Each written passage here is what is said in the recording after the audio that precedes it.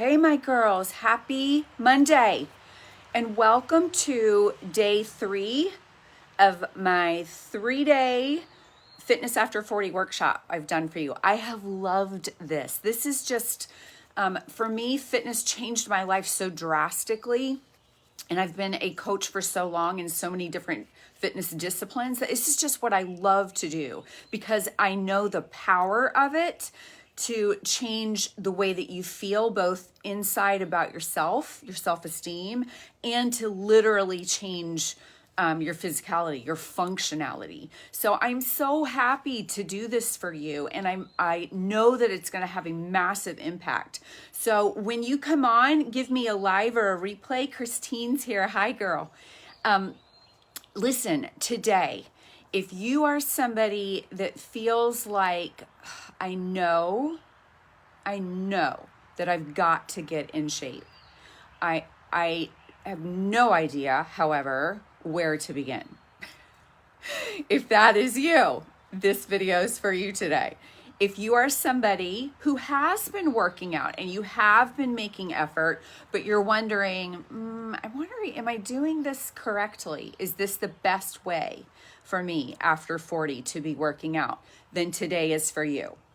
By the end of this video, I'm going to give you very clear directives on fat burning cardio, belly fat in particular, and how to work up to that, and weightlifting. How much, best results, when to begin, how to begin, what equipment. So that's what you're getting today. Now, having said that, this is a ton of information. So what, in my own overwhelm, I'm like, if I'm feeling like I have so much to give them, they must be drinking from a fire hose.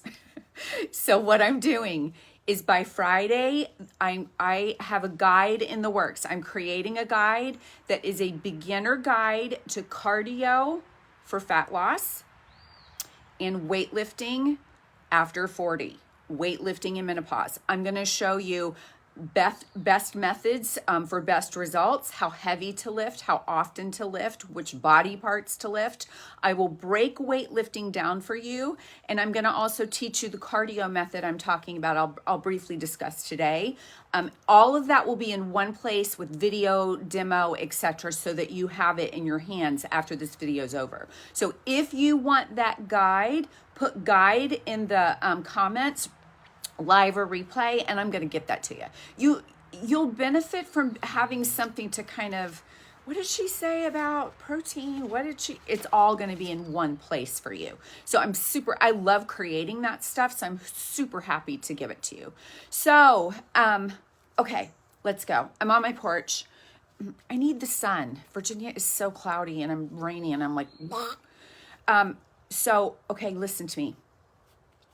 Tell me if this is not you. And if you identify, talk to me. Put a me in the comments.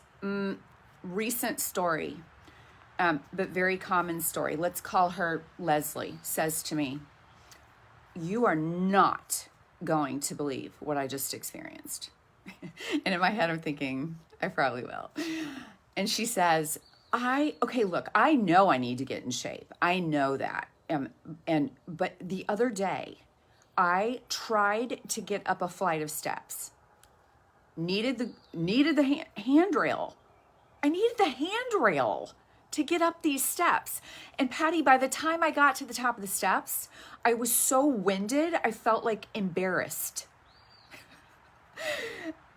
If that is you, it is a common experience. It is a repeat story for me as a coach that I hear all the time. But it's always followed by this. I know I need to get in shape. I just have no idea where to begin. And when I am there, I feel stupid. Like, I don't know if I'm doing it right. So today, I'm going to start you where I started her, and that is this. It's basically a recap from last week. Number 1, your best, most powerful tool against belly fat of any kind is, let me hear you, you know by now if I've coached you, it's your nutrition. So that's first. The second thing is cardio is absolutely essential, but it is not as efficient a fat burning tool as your nutrition. It's just not. People lose weight all the time. It's not very healthy, but they never do cardio. It's because of the power that your nutrition has. Bro, I want you to do cardio. Don't give yourself a pass on that. Oh, yay, no cardio. No, you need cardio. Number 3, there is a difference between, and this is, listen, basic anatomy. In no way do I want to assault you, but it's a good reminder. There is a difference between your fat and your muscle. So get that in your head. So when you're thinking, I need some ab exercises, what you're really talking about is this. And your ab exercises aren't going to fix this. Now, I said last week, are they connected? Of course they're connected. It's all one body. But this right here is nutrition. This right here is strength training. This right here is a cardio method I'm going to teach you today. This right here is strength training. 2 different things. Okay, so that's where I started with my sweet stair stomping girl that felt like she was going to die at the top. So, what else? Oh, okay. Here's the last recap from last week, is that why it's very important for you to know why you're lifting weights. Oh, Patty said to do it. My doctor says I have to do it. Postmenopause, menopause, No, I want you to know anatomically. I'm going to take my shirt off, just girls, because I want to do the posture demo one more time for you. The reason you're lifting weights is because without the weights, stinking stool again, pray I don't kill myself.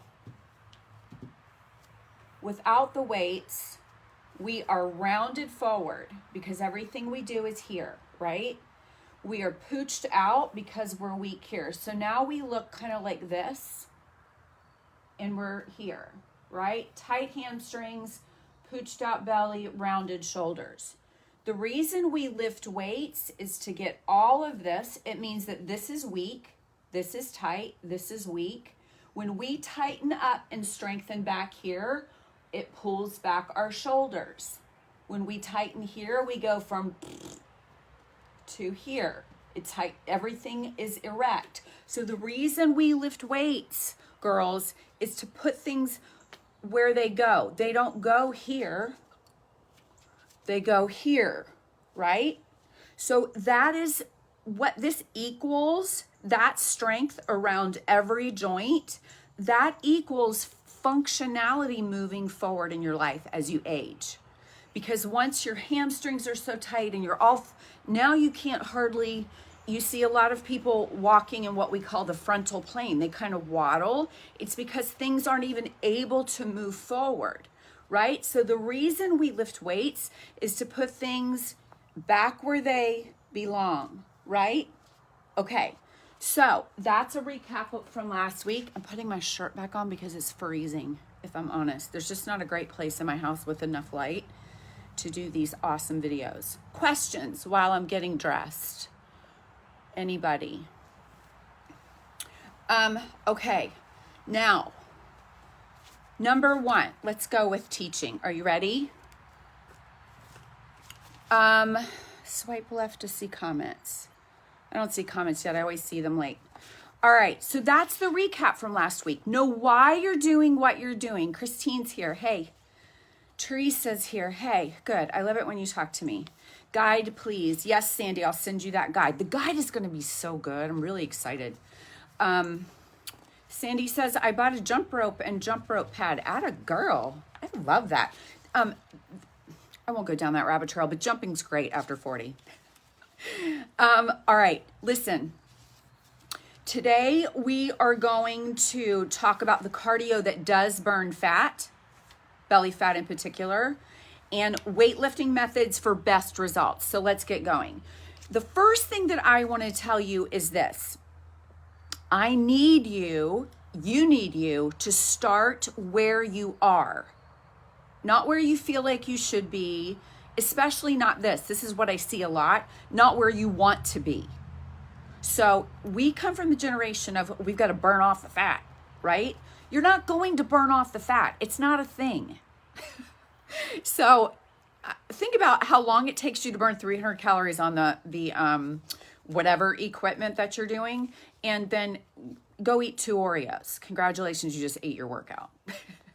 So we burn off the fat and we kill ourselves in these workouts. And then we wonder why we are not consistent. So rule number 1 that I'm giving you today is this: start where you are, not where you wish you were.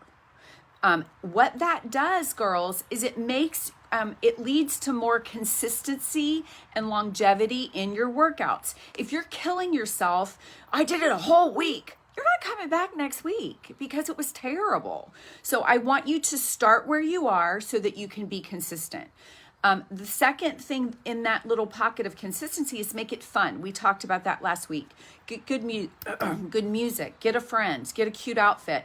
Don't show up half wrecked in your husband's clothes and try to jump around your living room. Like we talked last week about having a plan, making it fun. And today is start where you are so that you don't A, get injured, and B, quit.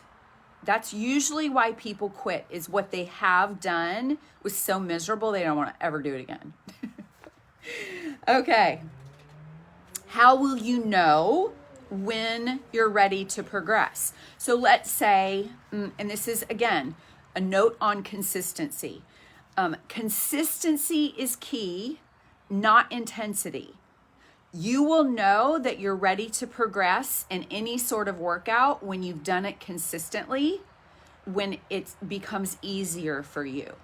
Okay? So that is where you are. Start where you are. You'll know how to progress, or that it's time to move up a level in your effort and your intensity when you can, when it's not making you want to die. Right? Okay. Questions. Swipe left. Let's see. All right. Cardio. Let's talk about this. This is something I learned when I was doing all this research for you, or preparing this. And I'll get to that in a second, what I learned. It's really cool. But right now, cardio. Start where you are. Where is that? Typically, I just want you, if you haven't started working out at all yet, just start moving. In simple steps, my girls that have been sedentary, I start with, okay, today I want you to walk, move purposely for 10 minutes. Get on an elliptical, whatever it is for you. Ride a bike. Tomorrow, next week, I want it to be 15. Week after that, we're working on 20, 25 minutes. So what I want you to do is start where you are. If it's on the couch, get up and just say, you know what, I'm going to walk around my house 3 times today, or I'm going to walk to the mailbox and back. Whatever it is for you, just start moving. That's the first step of cardio. I'm not going to move you straight into high intensity workout training if you haven't worked out in 30 years. It's just not healthy or safe or effective. There's no consistency or longevity in that. So just start moving. That is the difference between intensity interval training and endurance is more about volume, because I just need your body to get used to its parts again. Literally, it's called proprioception, where your brain is like, oh, there's my feet. This is how I do. Really, it's a thing. The second thing that I want you to do is, after you have moved consistently and you're like, daggone, like now I'm moving at a pretty fast clip for 25 minutes in my walk. Now what you can do is move into high intensity interval training just in what you have been doing, whether it's elliptical or whether it's whatever it is. You can be in the pool. But what that looks like is that you warm up. This will be in the guide in a graphic. You warm up. You kick your own tail for however long you can. It might be a minute, it might be 4 minutes, and then you recover. And then you do it again, and then you recover. You do it again. Get it? And then by the end of the workout, you cool off 5 minutes. So what we have learned, what science has shown, is that absolutely burns fat faster. But mostly it's great for cardiac health, for organ health. So that is a hit, high intensity interval training. So what you would do is just begin to move 20 minutes. Then you take that same movement into high intensity interval training. And then the next step after that, the varsity level that has been proven particularly to burn belly fat, is sit. Not hit, but sit. It's called sprint interval training. It's exactly what it sounds like. You're like, oh God. Listen to me. It is, the intensity is higher and longer. The cool off is shorter. So it will be spikes, quick, and that, again, that graphic will be in the guide for you, and you can get there. I promise you. That looks like your walk. Then you did your high intensity interval training walk. Then guess what you're doing? You're jogging for 30 seconds and recovering for 10. You're jogging for 30 seconds, recovering for 10. That is proven to burn particularly belly fat in women over 40, in perimenopause and menopause. It's very cool. But it has to be worked up to. You can't just start with a sprint method. You'll die and be mad at me. Okay, so questions on cardio. I love it that Sandy bought a jump rope. That is an excellent way to do HIIT or sit for sure. Or even just jumping at listen, you can employ any of the three, the endurance, just start moving, the HIIT, high intensity, or the sit, sprint intervals, in any mode of non-impact or impact exercise. The pool, walking, elliptical, running, biking, whatever it is, it can be employed anywhere. So that is cardio. If you have questions, pop them up there. You know what? Cardio too. I want to just put this little tidbit in here. I eat cleaner when I sweat that day. It's bizarre. I'm sure there's some sort of science behind it I haven't found yet. But that is, I feel like between the hormone shifting that happens, your cortisol drops. If you do it correctly, it can spike. Your serotonin gets all yummy. There's all kinds of amazing dopamine things that happen in your body when you exercise hard for you at your level. And then what happens is you don't want to leave a workout and eat a 9x13 yellow cake with chocolate icing. No, you want, oh my gosh, I'm hungry for some greens. That really is what your body starts to do. It craves the right things once you have worked out. All right, moving on to the most important part. Fun part, weightlifting.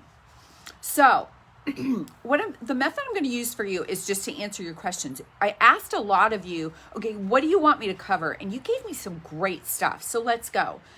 Should I do body parts, one part at a time, or total body?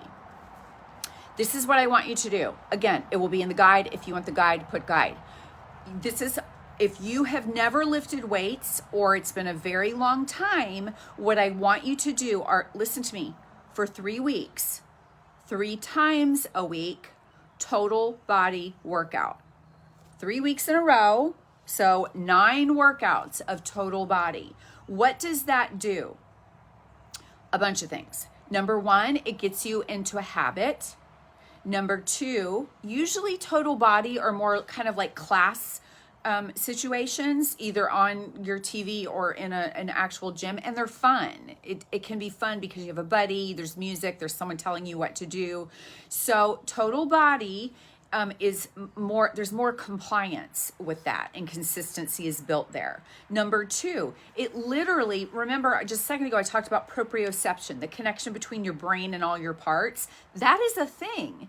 So when you do total body workouts where whatever it is you're moving, your brain is finding the parts. Oh, okay. That's why, listen to me, that's why in class number 1, you're kind of stumbling around and you don't know what you're doing.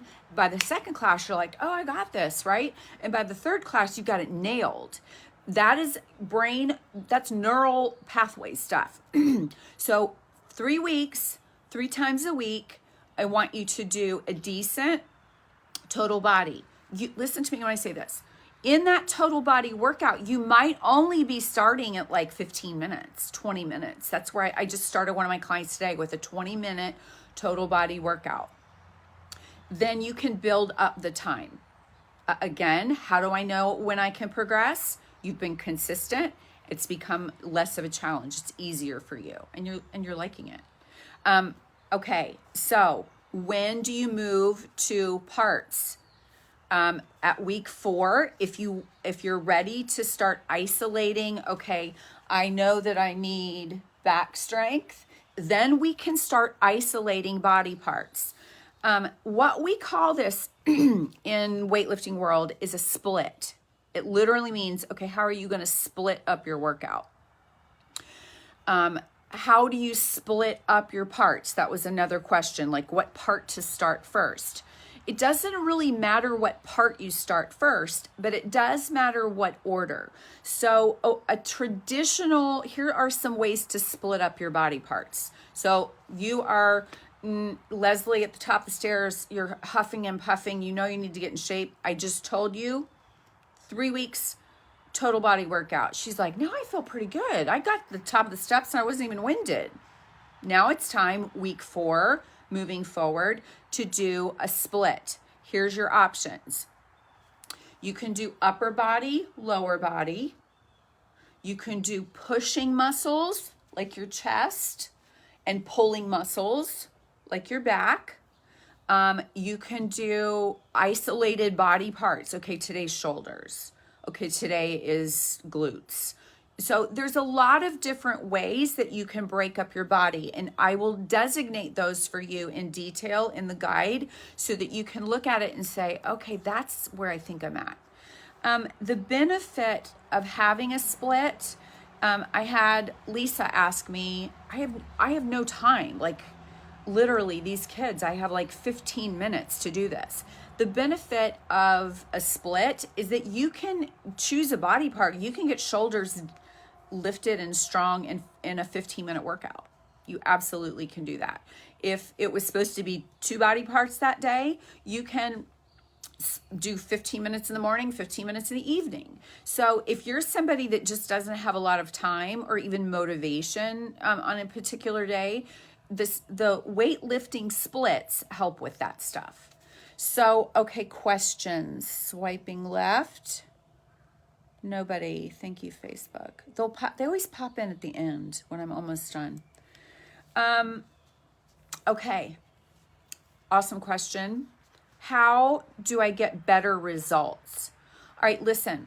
If you have been working out and you're like, I don't even see a difference, it's probably because you're doing what we discussed last week and lifting 5,000 reps of no weight. Oh, look at this pin. It weighs nothing. I'm just going to lift it 5 billion times. No, that builds that builds muscle endurance. So that meaning same thing as an endurance runner. He can run for a long time. If you build muscle endurance, it can work for a long time, but not very hard. You hear that?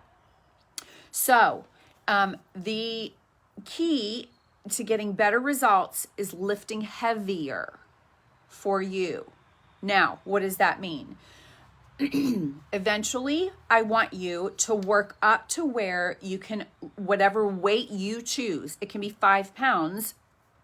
If you can only lift that weight 6 times, that is the measure of, okay, this is my heavy set. That, my girls, is what we know. Scientific evidence, gobs, it's just basic science, is what builds strength. That's what builds strength, is lifting heavier weights. In the guide, I will give you what's called a pyramid, where you're going to do a set where you start with lightweight, 10 reps. You move up to 8 reps, up in weight, only doing 8 reps, moving up to even more weight to only doing 6, even 4 reps. And what that does is that builds strength around joints so that things are held in place. Lightweight does not do that for your joints. It just doesn't, to the same degree for sure. Lifting heavy is safe if you do it correctly where you are. Don't ever let anybody tell you, okay, grab your 20-pound dumbbell and go for it. No, you have to figure out, okay, where can I lift? What weight can I lift at the proper form where I'm not like, you don't want to be an idiot about it. You want to be able to stay still, and just whatever you're pulling or pushing needs to be controlled, and you need to feel good about it. You don't need to, there should never be pain. No pain. Now, let's address the cortisol quandary. So, very often you will hear people that are not following the science say that women over 40 don't need to lift weights or lift heavier weights because it spikes their cortisol, it causes tissue damage, blah, blah, blah. No. The only way that you will where it's a detriment is if you listen to me carefully, if you're not recovering. So I want you to lift the heaviest once you build up to that. Remember, this is all progressive. But once you get to a place where you're doing body part splits and you're lifting pretty heavy, the next day, recover. And that recovery is what allows, with enough protein, that allows that muscle to heal so that you can come back and do it again, break it down just a tiny bit, let it heal. That's how muscle is built. Anybody that tells you anything different is not doing it right. There's just no science for telling us not to lift heavy. In fact, when you lift super light, it does nothing for your bones and really very little for your metabolism. So, but the key is recovery. What else? I hope this is helpful. I love it. It's changed my life. This is how I lift. This is what I do for my own life. And it's kept me so functional. I'll be 54 years old in July, and I still feel so strong and so capable. I'm not 25 anymore, thank you, Jesus. But and I'm not as strong as I was, but I'm still strong. So the stuff I'm giving you is what I live, and it does work.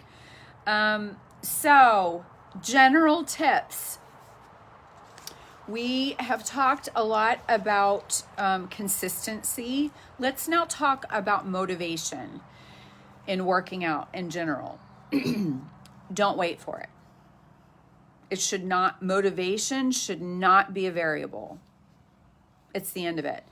And the way that I talk about this as a coach to my clients and have for decades is you don't negotiate with yourself whether or not you're going to take a shower. Unless you're not good. You don't negotiate, okay, should I brush? I don't really feel like brushing my teeth today or combing my hair. No, you just get up and it's rote because it is necessary hygiene.